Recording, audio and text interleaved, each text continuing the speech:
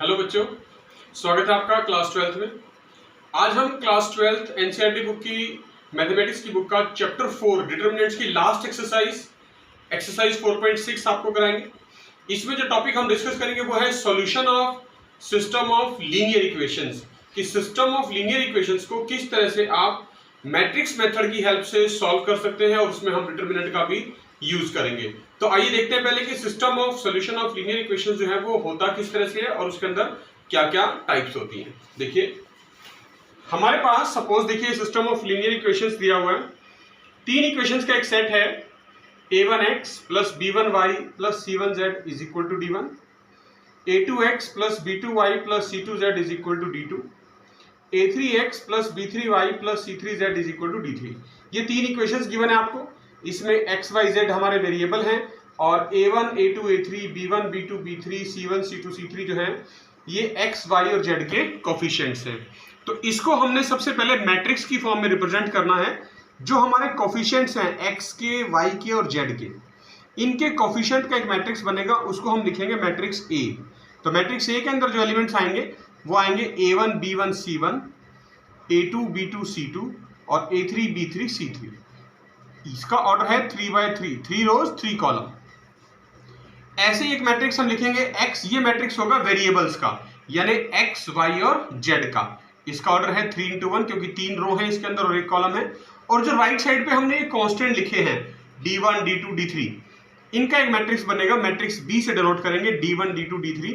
इसका ऑर्डर भी है 3/1। तो इन मैट्रिसेस को अगर आप इस फॉर्म में रिप्रेजेंट करें ax is equal to b, तो हमारा सिस्टम ऑफ लीनियर इक्वेशंस बन जाता है।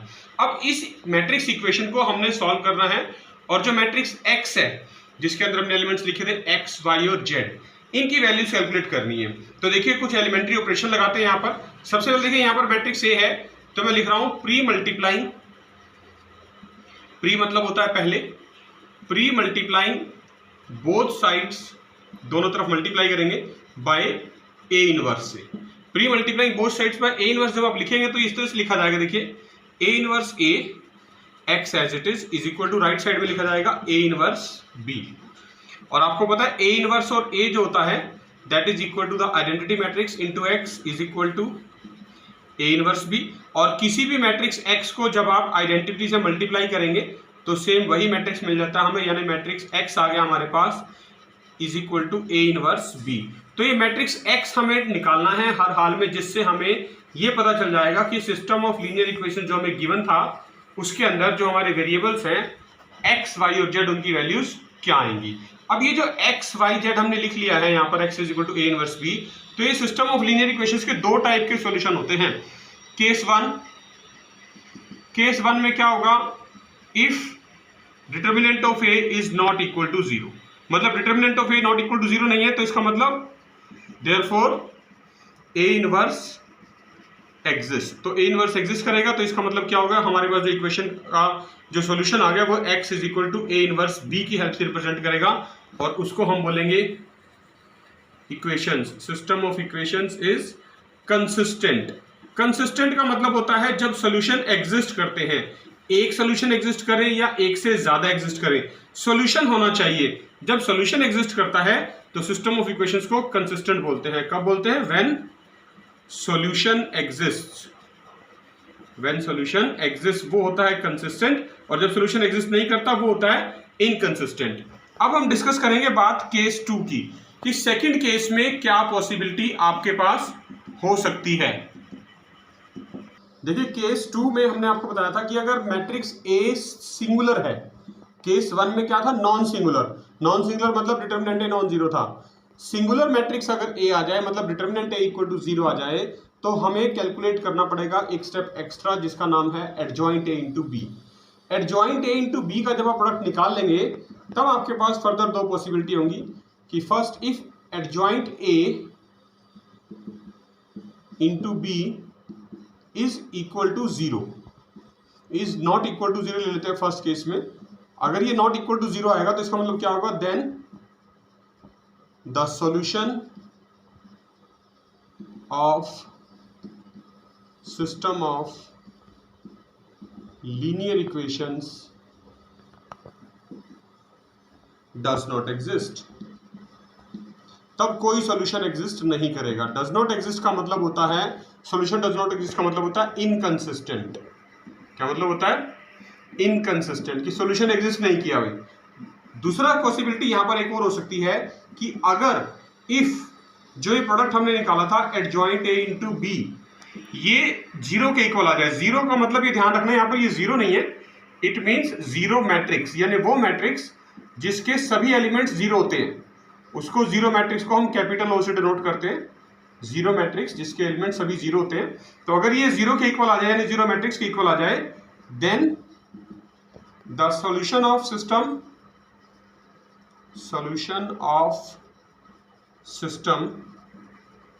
ऑफ लीनियर इक्वेशंस जो हमें दिया हुआ था स्टार्टिंग में स्टेटमेंट में, वो कंसिस्टेंट भी हो सकता है, इनकंसिस्टेंट भी हो सकता है। मे बी कंसिस्टेंट और इनकंसिस्टेंट, दोनों पॉसिबिलिटी वहां पर हो सकती हैं। डिपेंड करेगा, अगर उसके इनफाइनाइट मैनी सॉल्यूशन आए तो कंसिस्टेंट होगा, इनकंसिस्टेंट आया तो इसका मतलब वो होगा नो सॉल्यूशन। नो सॉल्यूशन का मतलब ही यही होता है कि सॉल्यूशन कोई अगर एग्जिस्ट नहीं करता है सिस्टम ऑफ लीनियर इक्वेशंस का, तो वो इनकंसिस्टेंट है। और अगर सॉल्यूशन एग्जिस्ट करता है कोई भी, if it exist, if solution exist, तो इसका मतलब होता है वो सिस्टम ऑफ इक्वेशन जो है वो कंसिस्टेंट है। देखिए अभी हमने जो कंसिस्टेंसी और इनकंसिस्टेंसी का कॉन्सेप्ट सीखा है, उसकी प्रैक्टिकल एप्लीकेशन करके देख रहे हैं। एक्सरसाइज 4.6 का फर्स्ट क्वेश्चन में चेक कर रहे हैं, examine the consistency of the system of equations.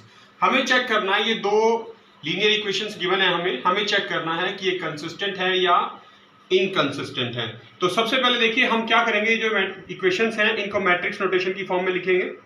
तो जो मैट्रिक्स ए होता है वो है कोफिशिएंट्स का, कोफिशिएंट ऑफ एक्स देखिए 1 और 2 और यहाँ पर 2 और 3, तो 1 2 कोफिशिएंट ऑफ एक्स और कोफिशिएंट ऑफ वाई 2 3, ये मैट्रिक्स ए हो गया। मैट्रिक्स एक्स जो होगा वो होगा मैट्रिक्स ऑफ वेरिएबल्स, यानी एक्स वाई दो ही वेरिएबल है इसमें, और मैट्रिक्स बी जो है वो है कॉन्स्टेंट्स जो राइट साइड पे दिए हुए हैं हमें, यानी 2 और 3। हमें कंसिस्टेंसी चेक करनी है, तो सबसे पहला स्टेप होता है डिटर्मिनेंट ऑफ ए कैलकुलेट करना। ये जो मैट्रिक्स है हमारा 2/2, हम इसका डिटर्मिनेंट निकालेंगे। तो डिटर्मिनेंट की फॉर्म में लिख रहा हूं, देखिए मैं 1 2 2 3, इसको एक्सपेंड करेंगे। अब 1 को 3 से मल्टीप्लाई करना है, 3 माइनस 2 को 2 से 4, 3 माइनस 4 -1 आ गया, देखिए नॉट इक्वल टू 0। तो इसका मतलब क्या हुआ, therefore determinant of A is not equal to 0। इसका मतलब क्या हुआ, matrix A is non singular. हमने आपको पहले ही बताया था अगर determinant of A not equal 0 आए और ए नॉन सिंगुलर है तो इसका मतलब ए इनवर्स एग्जिस्ट करता है, और अगर ए इनवर्स एग्जिस्ट करता है तो हम x is equal to A inverse भी इजीली कैलकुलेट कर सकते हैं। तो देयरफॉर जो हमारा सिस्टम ऑफ लीनियर इक्वेशंस है, system of equations is consistent. Consistent मतलब उसके सॉल्यूशन एग्जिस्ट करेंगे, कंसिस्टेंट सॉल्यूशन एग्जिस्ट। ये बात दिमाग में बिठा लेनी है, जब भी कंसिस्टेंट वर्ड आएगा सॉल्यूशन एग्जिस्ट, इनकंसिस्टेंट वर्ड आएगा सॉल्यूशन डज नॉट एग्जिस्ट। देखिए अब हम थर्ड क्वेश्चन कर रहे हैं, इसमें भी वही चेक करना है, examine the consistency of the system of equations. दो इक्वेशंस गिवन है 2 वेरिएबल्स में। तो सबसे पहले हम मैट्रिक्स ए की फॉर्म में लिखेंगे, कोफिशिएंट्स का मैट्रिक्स बनेगा, कोफिशिएंट ऑफ एक्स है 1 2 और कोफिशिएंट ऑफ वाई है 3 6, ये मैट्रिक्स ए हो गया। मैट्रिक्स एक्स जो बनेगा वो मैट्रिक्स ऑफ वेरिएबल्स होता है, यानी एक्स और वाई, क्योंकि दो ही वेरिएबल हैं इस इक्वेशन के अंदर। और तीसरा जो मैट्रिक्स होता है बी, वो है राइट साइड पे जो कांस्टेंट लिखे हमने 5 और 8, ठीक है। अब हमें चेक करना है कि ये कंसिस्टेंट है या नहीं। तो इसके लिए सबसे पहला स्टेप जो है वो है डिटर्मिनेंट ए कैलकुलेट करना। तो डिटर्मिनेंट की फॉर्म में लिख लेते हैं, देखिए 1 3 2 6। तो डिटर्मिनेंट को एक्सपेंड करते हैं, क्या आएगा, 1 को 6 से मल्टीप्लाई करेंगे, 6 माइनस 3 मल्टीप्लाई 2 6, 6 माइनस 6 0। तो देखिए डिटर्मिनेंट ऑफ ए जो है वो इक्वल टू 0 आ गया, मतलब जो मैट्रिक्स ए है वो है सिंगुलर, ए इज सिंगुलर। जो सिंगुलर मैट्रिक्स होते हैं उनके लिए A inverse does not exist होता है, A inverse does not exist. अब ये तो आ गया कि ए इनवर्स एग्जिस्ट नहीं करेगा, लेकिन अभी कंसिस्टेंसी चेक नहीं हुई है कि सिस्टम कंसिस्टेंट होगा या नहीं। तो उसके लिए हमें कैलकुलेट करना होता है प्रोडक्ट एडजॉइंट ए, हमने आपको बताया था एडजॉइंट ए इंटू बी। ये वैल्यू निकालनी है, ये डिसाइड करेगी कि सिस्टम ऑफ इक्वेशंस कंसिस्टेंट आएगा या इनकंसिस्टेंट। तो मैट्रिक्स ए जो हमें गिवन था, हम पहले उसी को लिखते हैं फिर से। ये मैट्रिक्स था 1 3 2 6 और इसका एडजॉइंट निकालेंगे तो कोफैक्टर लिखने पड़ेंगे हमें। कोफैक्टर थे हमारे a1 1 a1 2, इसका सुफिक्स नेगेटिव है, सम जो है 1 और 2 का सम ऑड नंबर है, और जब सुफिक्स का सम ऑड नंबर होता है तो हमने बताया था आपको नेगेटिव साइन लगाना होता है। a2 1 और a2 2, तो a2 1 का भी साइन नेगेटिव आएगा क्योंकि सुफिक्स का सम ऑड नंबर है। क्योंकि 4 एलिमेंट है तो 4 ही कोफैक्टर निकलेंगे। देखिए फर्स्ट रो फर्स्ट कॉलम ये छोड़ देंगे, क्या बचा 6। फर्स्ट रो सेकंड कॉलम छोड़ देंगे तो क्या बचेगा सिर्फ 2, माइनस पहले से है तो -2 हो जाएगा। अब उसके बाद है सेकंड रो फर्स्ट कॉलम लिख रहे हैं आप। देखिए सेकंड रो, ये सेकंड रो और ये फर्स्ट कॉलम छोड़ दिया हमने, क्या बचा 3 यानी -3। और सेकंड रो सेकंड कॉलम की बात करेंगे जब, ये सेकंड रो सेकंड कॉलम छोड़ दिया तो 1 बच रहा है।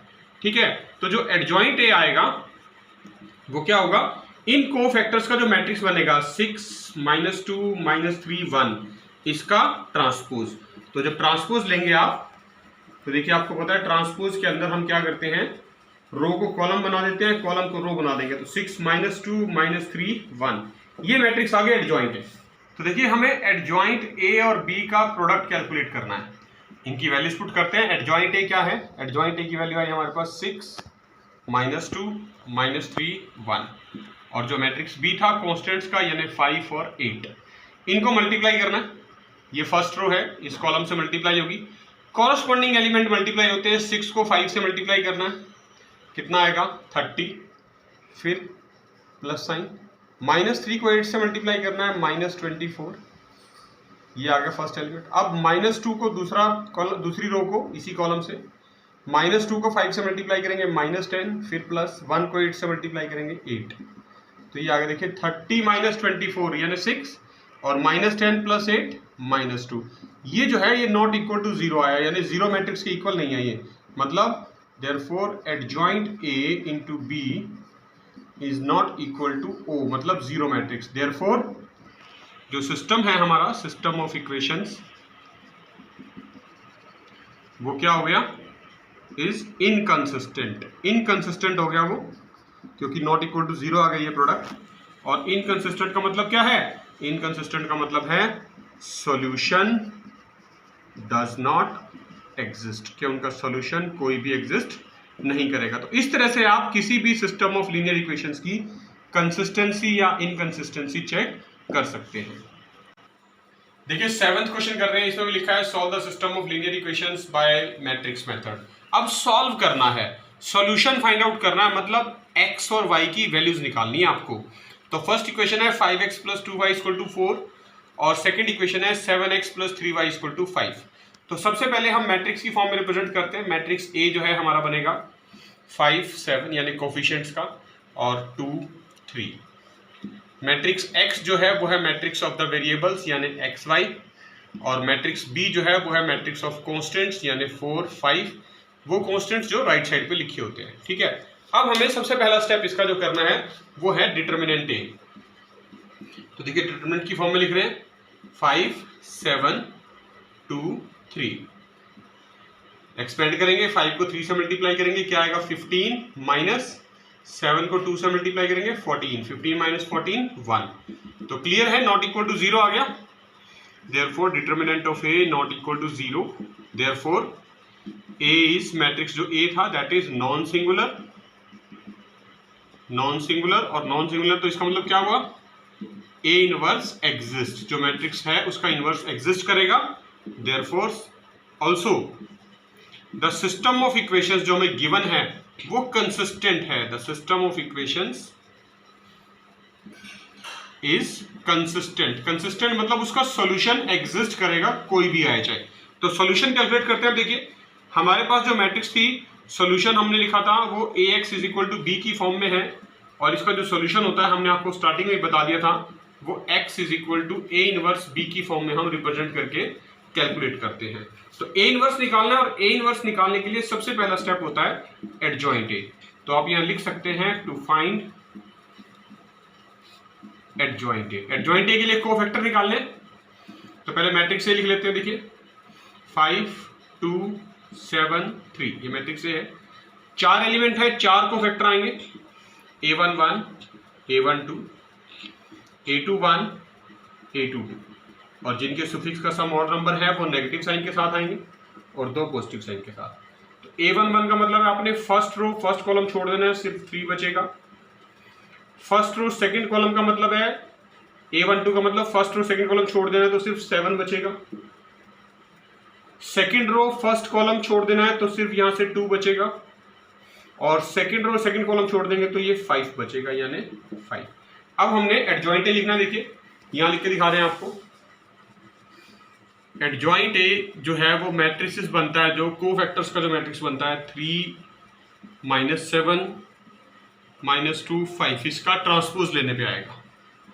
तो एडजॉइंट ए हमने लिख लिया है ट्रांसपोज के बाद 3 -7, ये जो फर्स्ट रो थी फर्स्ट कॉलम बन गया, -2 5 सेकंड रो थी सेकंड कॉलम बन गया, ठीक है।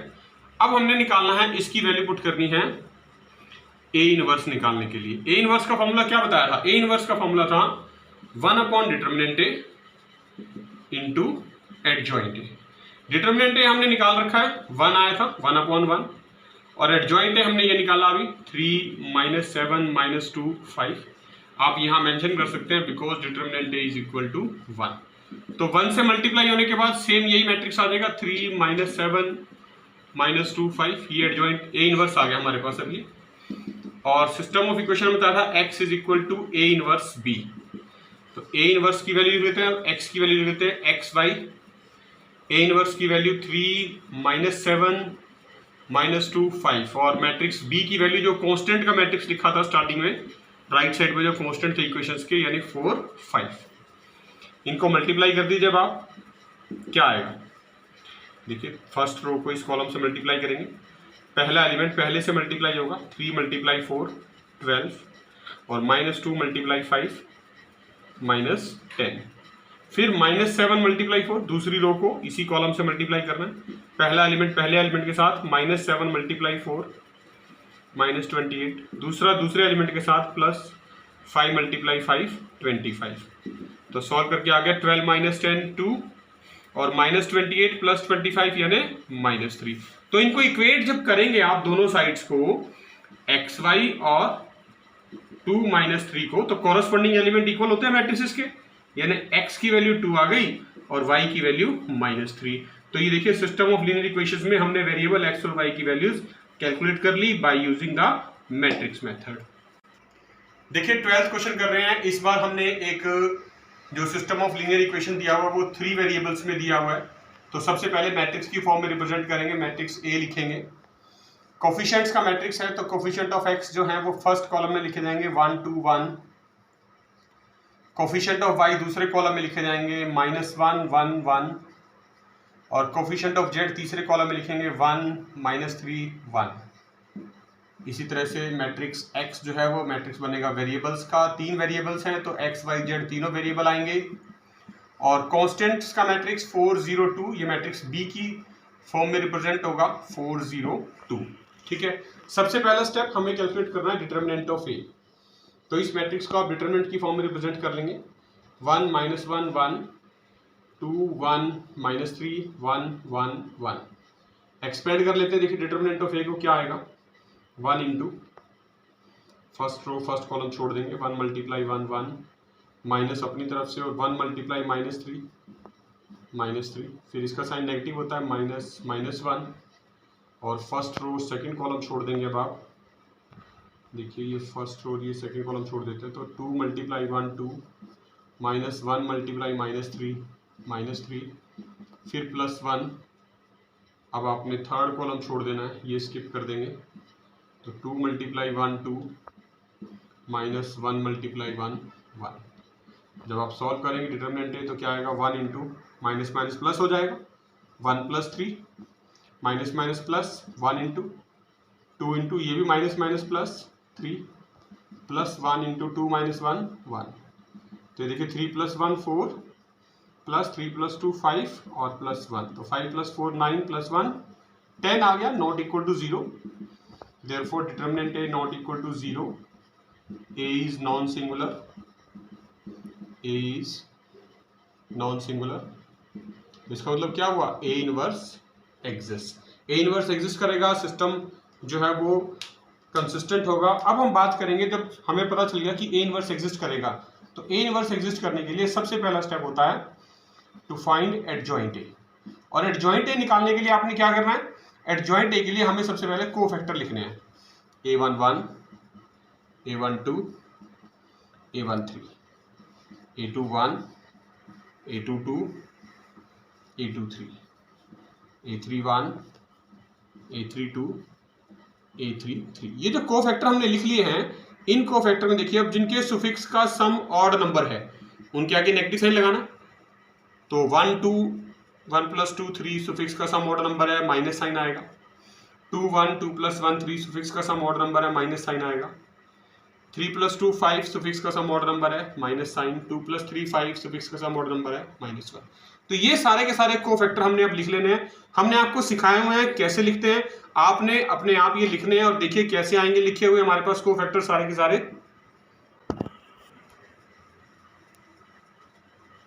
देखिए कोफैक्टर्स आ गए आपके पास सारे के सारे। A11 4 आ गया है, A12 -5, A13 1, A21 minus minus plus हो जाएगा 2, A31 2 है, A22 0, A32 माइनस प्लस हो जाएगा 5, A23 -2 है और A33 3। अब इन मैट्रिक्स जो कोफैक्टर्स आए हैं इनका मैट्रिक्स लिखेंगे हम एडजॉइंट ए। देखिए जो एडजॉइंट ए आएगा वो कोफैक्टर्स का जो मैट्रिक्स होता है उसका ट्रांसपोज लेना होता है। 4 -5 1 2 0 -2 2 5 3 और इसका ट्रांसपोज। तो जब आप इसका ट्रांसपोज ले लेंगे तो एडजॉइंट ए निकल जाएगा हमारे पास। ये फर्स्ट रो है, फर्स्ट कॉलम बन जाएगी 4 -5 1, सेकंड रो सेकंड कॉलम 2 0 -2 और थर्ड रो थर्ड कॉलम यानी 2 5 3। ये एडजॉइंट ए आ गया। अब हमने लिखना है ए इनवर्स। ए इनवर्स का फॉर्मूला होता है 1 determinant A into adjoint A. Determinant A की वैल्यू हमने निकाल रखी है 1 डिटर्मिनेंट ए क्या आया था हमारा, डिटर्मिनेंट ए हमारा आया था 10, तो लिखेंगे 1/10 इंटू एडजॉइंट ए। 4 -5 1 2 0 -2 2 5 3, राइट। और हमने निकालना है x यानी वेरिएबल x y z की वैल्यू, वो हमने आपको बताया था इक्वेशन की फॉर्म में x = a इनवर्स b के इक्वल होता है। तो देखिए x का मतलब था x y z, matrix of the variables. a inverse ये लिख लिया हमने 1/10 इंटू 4 -5 1 2 0 -2 2 5 3 और जो मैट्रिक्स b है कॉन्स्टेंट्स का 4 0 2 एज इट इज। अब इन दोनों मैट्रिक्स को आपने मल्टीप्लाई करना पहले।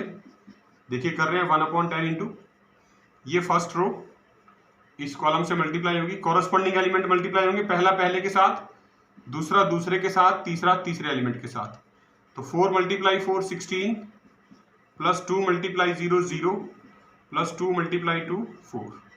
अब दूसरी रो की बात करेंगे, पहला एलिमेंट पहले एलिमेंट के साथ, -5 × 4 -20 प्लस 0 × 0 0 5 × 2 10। तीसरी रो के तीनों एलिमेंट इस कॉलम के तीनों एलिमेंट से मल्टीप्लाई होंगे, पहला पहले के साथ 1 × 4 4, दूसरा दूसरे के साथ -2 × 0 और तीसरा तीसरे के साथ 3 × 2 6। तो सॉल्व करने के बाद ये आ जाएगा हमारे पास 16 + 4 20 -10 10 और ये 10 से डिवाइड भी करना है अंदर। तो देखिए जो x y z है हमारे पास ये आ जाएगा 2 -1 1 और इक्वेट करेंगे जब इनको तो x की वैल्यू 2 आ रही है, y की -1 और z की 1।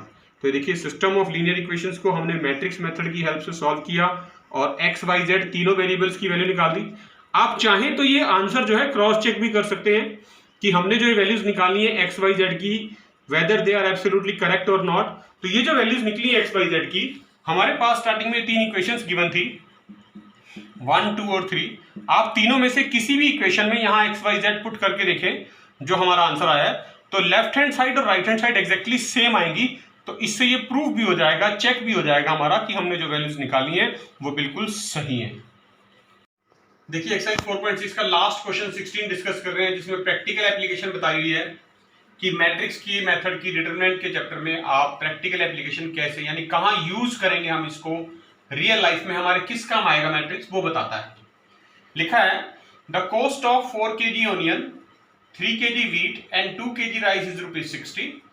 Cost of 2 kg onion, 4 kg wheat and 6 kg rice is rupees 90. Cost of 6 kg onion, 2 kg wheat and 3 kg rice is 70. Find the cost of each item, यानी onion, wheat और rice की cost हमें पर KG निकालनी है individually.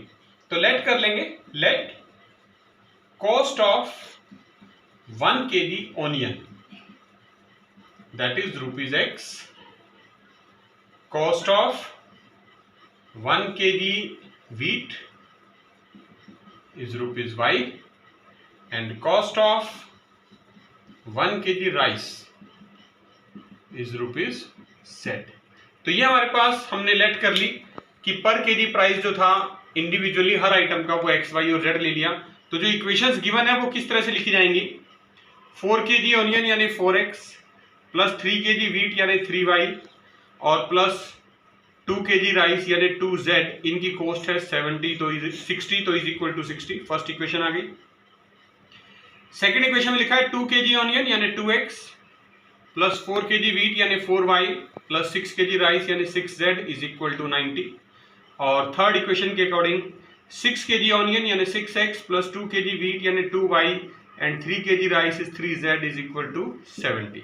तो ये तीन इक्वेशन आ गई हमारे पास, system of linear equations in 3 variables. अब हमने इसको लिखना है मैट्रिक्स की फॉर्म में। तो मैट्रिक्स ए जो है वो कोफिशिएंट्स का मैट्रिक्स बनेगा।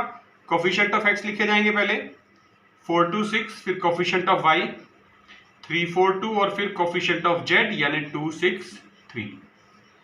मैट्रिक्स एक्स हमारा पहले की तरह एज यूजुअल वेरिएबल्स का मैट्रिक्स बनेगा एक्स वाई जेड, और मैट्रिक्स बी जो है वो कॉन्स्टेंट्स का मैट्रिक्स बनेगा 60 90 और 70। तो देखिए डिटरमिनेंट ए कैलकुलेट कर रहे हैं। सबसे पहले डिटरमिनेंट की फॉर्म में लिख लेते हैं 4 3 2 2 4 6 6 2 3। फर्स्ट रो से एक्सपेंड करेंगे 4 इंटू ये फर्स्ट रो फर्स्ट कॉलम छोड़ देंगे 4 मल्टीप्लाई 3 12 माइनस 6 मल्टीप्लाई 2 12, फिर माइनस 3 इंटू, अब सेकेंड रो छोड़नी है फर्स्ट रो के साथ, सेकेंड कॉलम सॉरी, तो 2 मल्टीप्लाई 3 6 माइनस 6 मल्टीप्लाई 6 36 और फिर प्लस 2 इंटू, अब ये थर्ड कॉलम छोड़ेंगे फर्स्ट रो के साथ, तो ये आ जाएगा 2 मल्टीप्लाई 2 4 माइनस 24, तो यहाँ लिखेंगे 4 माइनस 24। जब आप इसको सॉल्व करेंगे देखिए 4 into 0 minus 3 into minus 36 plus 6 यानी माइनस का 30 और प्लस 2 इंटू माइनस 24 प्लस 4 यानी माइनस का 20, तो ये तो 0 हो गया।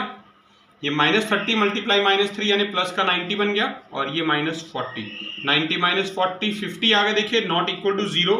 तो डिटरमिनेंट ए की जो वैल्यू है वो 50 आ गई हमारे पास, मतलब जो मैट्रिक्स ए है वो नॉन सिंगुलर हो गया, और जो नॉन सिंगुलर मैट्रिक्स होते हैं उनके लिए ए इनवर्स एग्जिस्ट, देयरफॉर ए इनवर्स एग्जिस्ट। ए इनवर्स एग्जिस्ट करने के बाद अब हम सबसे पहला स्टेप जो हमारे पास आएगा वो आएगा to find adjoint A, to find adjoint A. और एडजॉइंट ए निकालने के लिए हमें क्या करना होता है, कोफैक्टर निकालने होते हैं। तो सारे कोफैक्टर लिख रहे हैं देखिए a11 a12 a13 a21 a22 a23 a31 a32 a33, 9 के 9 कोफैक्टर आपने लिख लेने हैं इस तरह से, और जिनके सुफिक्स का सम ऑड नंबर है जैसे 1 2 है वहाँ नेगेटिव साइन भी लगाने हैं, यहाँ नेगेटिव आएगा, 3 2 पे नेगेटिव आएगा और 2 1 पे नेगेटिव आएगा, ठीक है। तो देखिए जो कोफैक्टर्स की वैल्यू आ रही है वो हमारे पास ये आ जाएंगी। अब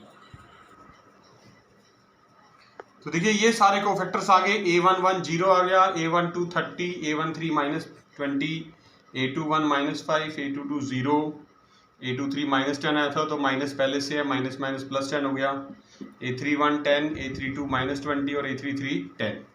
इन सभी कोफैक्टर्स का हमने एडजॉइंट ए की फॉर्म में लिख लिया मैट्रिक्स, उसका ट्रांसपोज लेना है। ट्रांसपोज लेते ही एडजॉइंट आ जाएगा देखिए 0 30 माइनस 20, यानी जो फर्स्ट रो है ये फर्स्ट कॉलम बन गई, सेकेंड रो सेकेंड कॉलम बनेगी -5 0 10, और थर्ड रो थर्ड कॉलम 10 -20 10, ये हमारे पास एडजॉइंट निकल गया है। हमने निकालना है ए इनवर्स, उसका फॉर्मूला था 1 determinant A into adjoint A. Determinant A हमारे पास 50 आया था, तो 1/50 और एडजॉइंट ए ये वैल्यू लिख देंगे हम 0 30 -20 -5 0 10 10 -20 10। ए इनवर्स निकल गया। अब हमारे पास जो सिस्टम ऑफ लीनियर इक्वेशंस था उसका हमें सॉल्यूशन जो होता है वो क्या था, x = ए इनवर्स बी। तो x का मतलब था x y z matrix of variables. A inverse हमने निकाला अभी 1/50 इंटू 0 30 -20 -5 0 10 10 -20 10 और मैट्रिक्स बी जो हमारा कॉन्स्टेंट्स था यानी 60 90 और 70 इनका मैट्रिक्स होता है। तो इनको मल्टीप्लाई कर देंगे आप, देखिए कर रहे हैं 1/50 बाहर एज इट इज रहेगा, 0 को 60 से मल्टीप्लाई करेंगे। पहले फर्स्ट रो जो है ये पूरी फर्स्ट रो इस कॉलम से मल्टीप्लाई होगी, पहला एलिमेंट पहले से, दूसरा दूसरे से और तीसरा तीसरे से मल्टीप्लाई होगा। 0 × 60 0, -5 × 90 -450, 10 × 70 + 700। फिर दूसरा जो रो है वो तीनों एलिमेंट दूसरे कॉलम से मल्टीप्लाई होंगे, इस कॉलम से 30 × 60 1800 + 0 × 90 0 -20 × 70 1400 और तीसरी रो के तीनों एलिमेंट इनसे मल्टीप्लाई होंगे, -20 × 60 यानी -1200, 10 × 90 900 और +10 × 70 700। तो ये आ जाएगा सॉल्व करके 1/50 बाहर रहेगा, 700 - 450 यानी 250, 1800 - 400 यानी 400 और 9 + 7 1600 - 1200 अगेन 400 और ये 1/50 यानी 50 से डिवाइड हो जाएंगे सारे। तो हमारे पास जो x y z की वैल्यूज आ जाएंगी मैट्रिक्स की फॉर्म में वो आ जाएगा 5 5 50 यानी 5 8 8। तो देखिए अगर इक्वेट करें तो x हमारे पास 5 आ गया है, y 8 आ गया है और z जो है वो 8 आ गया है। और ये x y z जो हमने लिखे थे स्टार्टिंग में वो क्या लिखे थे, cost of 1 kg onion ₹x, वो हमारा सॉल्व करके आया यानी ₹5 पर केजी जो है वो ऑनियन का प्राइस आ गया। कॉस्ट ऑफ 1 kg वीट हमने y लिखा था यानी ₹8 पर केजी वीट का प्राइस आ गया और कॉस्ट ऑफ 1 kg राइस को हमने z लिखा था, तो यानी जो ₹8 पर केजी जो है वो हमारे पास राइस का प्राइस निकल गया है। तो ये थी प्रैक्टिकल एप्लीकेशन जो हमने यूज कर ली है मैट्रिक्स मेथड की हेल्प से। मैट्रिसेस की इक्वेशंस को आप कैसे सॉल्व करके यूज करके प्रैक्टिकली लाइफ में, रियल लाइफ में किस तरह से क्वेश्चंस को सिंप्लीफाई कर सकते हैं, उसका ये one of the best example है। तो देखा बच्चों आपने, ये था क्लास 12th का चैप्टर 4 एनसीईआरटी बुक का डिटर्मिनेंट्स, जिसकी आज लास्ट एक्सरसाइज हमने डिस्कस करी आपके साथ। मैट्रिक्स मेथड की हेल्प से सिस्टम ऑफ लीनियर इक्वेशंस को किस तरह से आप सॉल्व कर सकते हैं।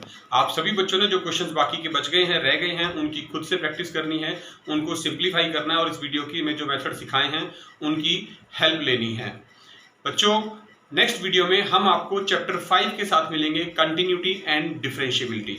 और कंटिन्यूटी एंड डिफरेंशिएबिलिटी जब हम चैप्टर शुरू करेंगे तो आपसे आशा करते हैं कि क्लास 11th में आपने जो चैप्टर पढ़ा था लिमिट्स एंड कंटिन्यूटी, उसका थोड़ा सा आप पहले से रिवीजन करके आए, ताकि जब चैप्टर 5 शुरू होगा वो आपको बहुत अच्छे तरीके से समझ में आएगा। हम फिर मिलेंगे अगले वीडियो में, तब तक के लिए आप अपना ध्यान रखिए और जुड़े रहिए एडुसेट के साथ। Thank you.